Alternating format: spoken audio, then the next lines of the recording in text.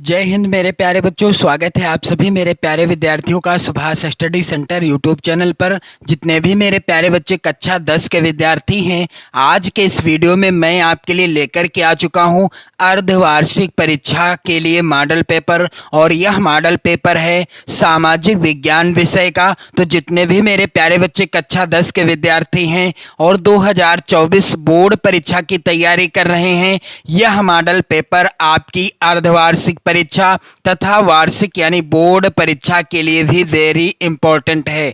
जी हाँ मेरे प्यारे बच्चों, बोर्ड परीक्षा के लिए यह मॉडल पेपर भी वेरी इंपॉर्टेंट है। तो यहाँ पर आपको मैं इस मॉडल पेपर को पूरा हल भी कराऊंगा। तो आप लोग वीडियो को शेयर कर देना, लाइक कर देना और अपने प्यार भरे कमेंट भी करते रहना। यदि आप चैनल पर नए हैं तो चैनल को भी सब्सक्राइब कर लेना। जैसा कि यहाँ पर आप देख रहे हैं मेरे प्यारे बच्चों, समय आपको 3 घंटे का मिलेगा। अर्धवार्षिक परीक्षा में पेपर का पूर्णांक कितना रहेगा? 20 नंबर के बहुविकल्पी प्रश्न होंगे, 50 नंबर के वर्णनात्मक प्रश्न होंगे और इस तरह से कुल 70 नंबर का पूर्णांक रहेगा पेपर का। और OMR उत्तर पत्रक पर आधारित है यह मॉडल पेपर, यानी जो 20 प्रश्न आएंगे इनका उत्तर आपको OMR शीट मिलेगी। यहाँ पर OMR शीट का नमूना भी आप देख सकते हो, कुछ इस तरह की होगी OMR शीट आपकी बोर्ड परीक्षा 2024 में। तो आपको इसी पर आपको आंसर फिल करना होगा 20 प्रश्नों का। और अर्धवार्षिक परीक्षा में जो OMR मिलेगी उसमें जो यहाँ पर बहुविकल्पी प्रश्न होंगे इनका आंसर आपको फिल करना होगा। तो मेरे प्यारे बच्चों, यहाँ पर नोट लिखा है, नोट का के अंतर्गत यह प्रश्न पत्र 2 खंडों खंड का एवं खा में विभाजित है।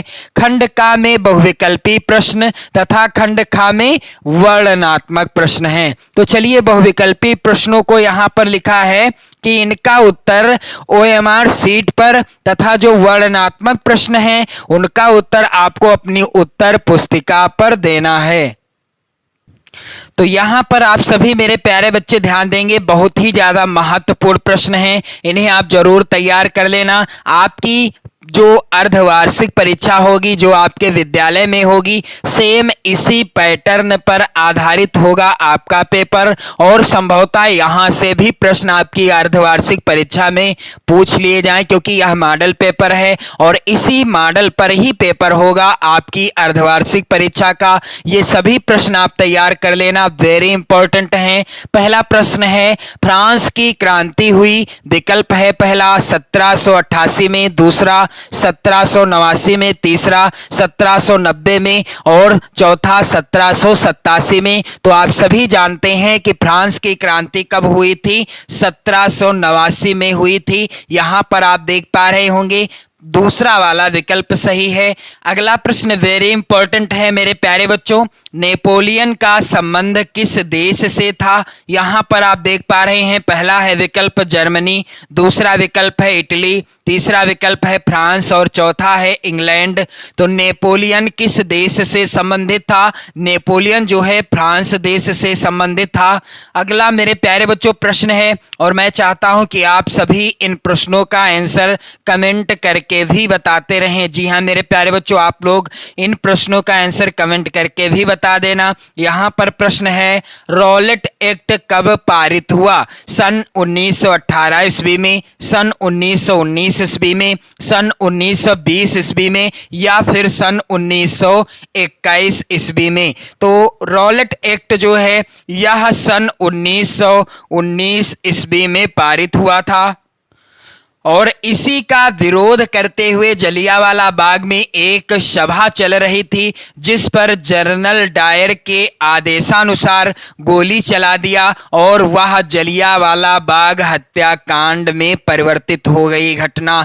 तो 1919 ईस्वी में ही जलियांवाला बाग हत्याकांड हुआ था, जो कि अमृतसर पंजाब में है। आप सभी जानते हैं अगला जो प्रश्न वेरी इंपॉर्टेंट है, करो या मरो, डू और डाई का नारा नारा किसने दिया? विकल्प हैं इस प्रकार से। पहला विकल्प मेरे प्यारे बच्चों भगत सिंह, दूसरा है महात्मा गांधी, तीसरा विकल्प है सुभाष चंद्र बोस और चौथा है सरदार पटेल। तो करो या मरो का नारा किसने दिया था? महात्मा गांधी जी ने दिया था। कब? जब इन्होंने अंग्रेजों भारत छोड़ो यानी भारत छोड़ो आंदोलन चलाया था, उसी में यह नारा दिया था, डू और डाई, अर्थात करो या मरो। अगला प्रश्न मेरे प्यारे बच्चों कह रहा है जर्मनी के एकीकरण में मुख्य भूमिका किसकी थी? पहला विकल्प है नेपोलियन, दूसरा विकल्प है ज्यूसेपे, तीसरा विकल्प है ऑटो वान बिस्मार्क और चौथा विकल्प मेरे प्यारे बच्चों इनमें से कोई नहीं या कोई नहीं। तो जर्मनी के एकीकरण में मुख्य भूमिका निभाई थी किसने? ऑटो वान बिस्मार्क ने निभाई थी। अगला प्रश्न है महात्मा गांधी अफ्रीका से कब वापस आए? यदि प्रश्न आता है कि महात्मा गांधी भारत कब वापस आए तो भी आंसर एक ही रहेगा, और यदि प्रश्न आता है कि महात्मा गांधी अफ्रीका से कब वापस आए तो विकल्प इस प्रकार से हैं। पहला विकल्प 1914, दूसरा विकल्प 1915, तीसरा विकल्प 1918 और चौथा विकल्प 1919। तो महात्मा गांधी अफ्रीका से कब वापस आए थे भारत को? सन 1915 ईस्वी में। यहाँ पर दूसरा वाला विकल्प क्या हो जाएगा? सही हो जाएगा।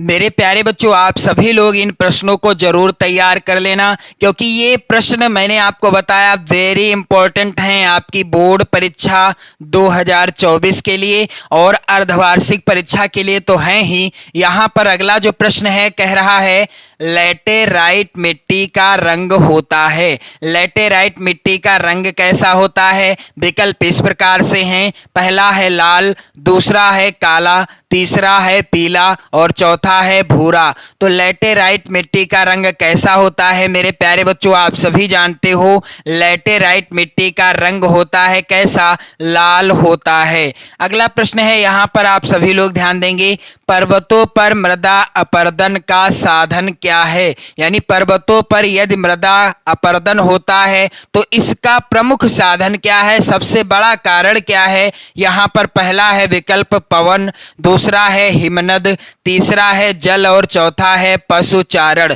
तो मैं आपको जानकारी दे दूं कि यदि बारिश होती है और इसकी वजह से पर्वतों पर ऊंचाई से नीचे की ओर जल जब तीव्र धारा में बहता है यानी तेज धारा में बहता है तो पर्वत की मृदा यानी पर्वतों पर मृदा अपरदन का मुख्य साधन के रूप में कार्य करता है। तो यहाँ पर विकल्प हो जाएगा सी वाला यानी सा वाला।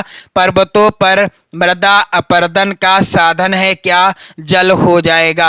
अगला प्रश्न है देश के किस राज्य में जल की कमी रहती है? तो यहाँ पर आप सभी लोग ध्यान देंगे, पहला विकल्प है राजस्थान, दूसरा है बिहार, तीसरा है बंगाल और चौथा है सिक्किम। तो देश के किस राज्य में जल की कमी रहती है? उत्तर हो जाएगा राजस्थान राज्य में जल की कमी रहती है। अगला प्रश्न मेरे प्यारे बच्चों है सलाल बांध किस नदी पर बना है?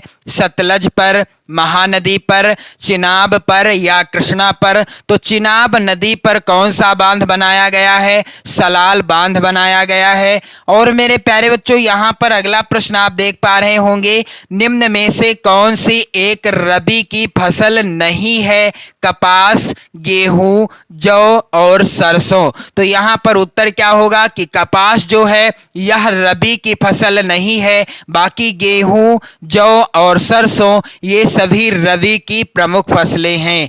अगला प्रश्न है मेरे प्यारे बच्चों यूरोपीय संघ का मुख्यालय कहाँ है? आस्लो या ब्रुसेल्स या जिनेवा या फिर एम्स्टर्डम में? तो उत्तर क्या हो जाएगा? यूरोपीय संघ का मुख्यालय ब्रुसेल्स में है। यहाँ पर दूसरा वाला विकल्प सही हो जाएगा।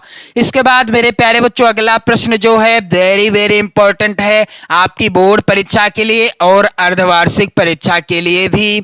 श्रीलंका में निम्न में से कौन सा धर्म है? यहाँ पर विकल्प है, पहला बौद्ध धर्म, दूसरा हिंदू धर्म, तीसरा ईसाई धर्म, चौथा इनमें से कोई नहीं। तो श्रीलंका में कौन सा धर्म है? बौद्ध धर्म है। अगला प्रश्न है, भारत में कुल कितने संघीय राज्य हैं? तो यहाँ पर आप देख पा रहे हैं विकल्प 28, 29, 27 और 30। तो इसका आंसर आपको कमेंट करके बताना है। जी हाँ मेरे प्यारे बच्चों, इस प्रश्न का आंसर आपको कमेंट करके बताना है। और अगला प्रश्न है, भारत में सर्वाधिक बोली जाने वाली भाषा कौन सी है? अंग्रेजी है कि हिंदी, उर्दू है या पंजाबी? तो आप सभी जानते हैं हमारे देश भारतवर्ष में सबसे ज़्यादा हिंदी बोली जाती है।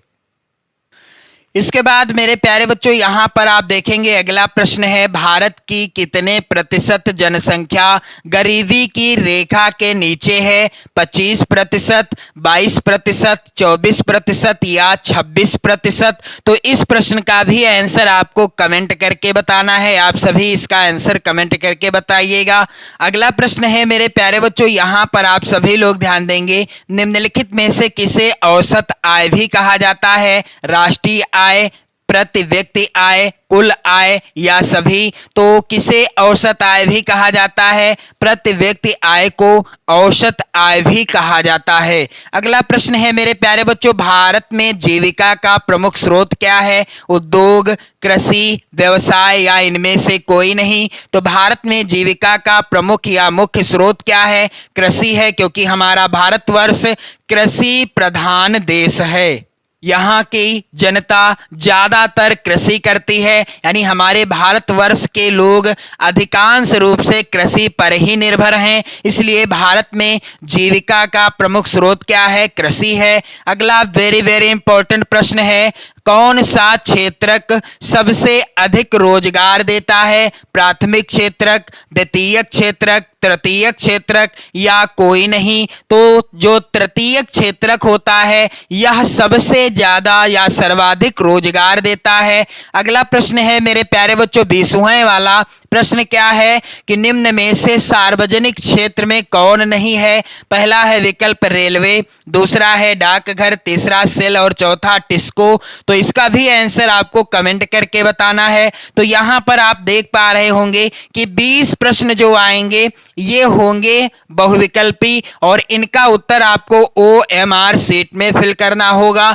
और इन सभी प्रश्नों को आप जरूर तैयार कर लेना। मैं आपके लिए एक और मॉडल पेपर प्रोवाइड करा दूंगा यदि आप कमेंट करोगे, जहां से प्रश्न आपकी अर्धवार्षिक और वार्षिक दोनों ही परीक्षाओं में आएंगे। इसके बाद खंड खा वर्णनात्मक प्रश्नों पर आधारित होगा और यह होगा 50 नंबर का। इसके बाद यहाँ पर लघुत्तरीय प्रश्न है। यहाँ पर पहला प्रश्न वेरी इंपॉर्टेंट, आप जरूर तैयार कर लेना। भारतीय राष्ट्रवाद के उदय के 3 कारणों को लिखिए। 4 नंबर का प्रश्न होगा, यानी एक प्रश्न 4 नंबर का होगा। जब आप एक प्रश्न का उत्तर दोगे तो आपको 4 नंबर मिलेंगे। अगला है अथवा में फ्रांसीसी क्रांति का यूरोप पर क्या प्रभाव पड़ा? तो यहाँ पर यह भी महत्वपूर्ण प्रश्न है, इसे भी आप तैयार कर लीजिएगा। अगला प्रश्न संख्या 2 है भूक्षरण यानी मृदा अपरदन। भूक्षरण को और किस नाम से जानते हैं? मृदा अपरदन भी कहते हैं। रोकने के कोई 3 उपाय समझाइए। अथवा वाला प्रश्न वेरी इंपॉर्टेंट है। चिपको आंदोलन क्या है? और प्रश्न संख्या 3 है यहाँ पर भारत में जाति प्रथा का राजनीति एवं समाज पर क्या प्रभाव पड़ा? अथवा वाला प्रश्न तो सबसे ज्यादा महत्वपूर्ण है मेरे प्यारे बच्चों। सामाजिक विभाजन से आप क्या समझते हैं या क्या आशय है? अगला प्रश्न है मानव विकास में स्वास्थ्य की क्या भूमिका है? और अथवा वाला प्रश्न यहाँ पर आप देख पाएंगे कुछ इस प्रकार से है, अर्थव्यवस्था के तृतीयक क्षेत्रक से आप क्या समझते हैं? और इसके बाद दीर्घोत्तरीय प्रश्न आएंगे। प्रत्येक प्रश्न होगा 6 नंबर का। तो यहाँ पर वेरी इंपॉर्टेंट प्रश्न है, आप जरूर तैयार कर लेना इन सभी प्रश्नों को। भारत छोड़ो आंदोलन पर एक संक्षिप्त निबंध लिखिए। अथवा 1789 ईस्वी की फ्रांस की क्रांति के क्या कारण थे? और प्रश्न संख्या 6 वेरी इंपॉर्टेंट, वनों से होने वाले लाभों का वर्णन कीजिए। इसके बाद जो अथवा प्रश्न है यह भी महत्वपूर्ण है। भारतीय मिट्टी के प्रकारों पर एक निबंध लिखिए। और अगला प्रश्न है मेरे प्यारे बच्चों, संघवाद क्या है? भारत के संघीय, यहां पर क्या होगा, भारत के संघीय ढांचे की 4 विशेषताएं बताइए। अथवा में प्रश्न है जातिवाद क्या है? भारतीय लोकतंत्र में इसकी क्या भूमिका है? और प्रश्न संख्या 8 है यहां पर मेरे प्यारे बच्चों, संगठित तथा असंगठित कार्य क्षेत्र में अंतर को स्पष्ट कीजिए। अथवा यहां पर है विकसित देशों की किन्हीं 3 विशेषताओं का वर्णन कीजिए। इसके बाद मानचित्र से संबंधित प्रश्न आएंगे। 9 का के अंतर्गत है भारत के रेखा मानचित्र में निम्नलिखित को दर्शाइए। यहां पर है पहला वह स्थान जहां जलियांवाला बाग हत्याकांड हुआ। तो मानचित्र से संबंधित 9 का के अंतर्गत यहां पर आप देख पा रहे हैं 5 प्रश्न आएंगे और प्रत्येक प्रश्न होगा 1 अंक का। इसके बाद 9 खा में भी भारत के दिए गए मानचित्र में निम्न को दर्शाइए। तो यहां पर इस प्रकार के प्रश्न आएंगे आपकी अर्धवार्षिक और वार्षिक परीक्षा में। तो मेरे प्यारे बच्चों, उम्मीद करता हूं आपको अच्छे से समझ में आ गया होगा कि सामाजिक विज्ञान का पेपर कैसा आएगा, अर्धवार्षिक परीक्षा का और वार्षिक परीक्षा का। आप इस वीडियो को ज्यादा से ज्यादा मित्रों में शेयर कर देना। और आप यदि इन प्रश्नों को तैयार कर लेते हैं तो मैं वादा करता हूं यहां से आपकी अर्धवार्षिक और वार्षिक यानी बोर्ड परीक्षा में भी प्रश्न 100% पूछे जाएंगे। तो पढ़ते रहें, मस्त रहें, स्वस्थ रहें। जय हिंद।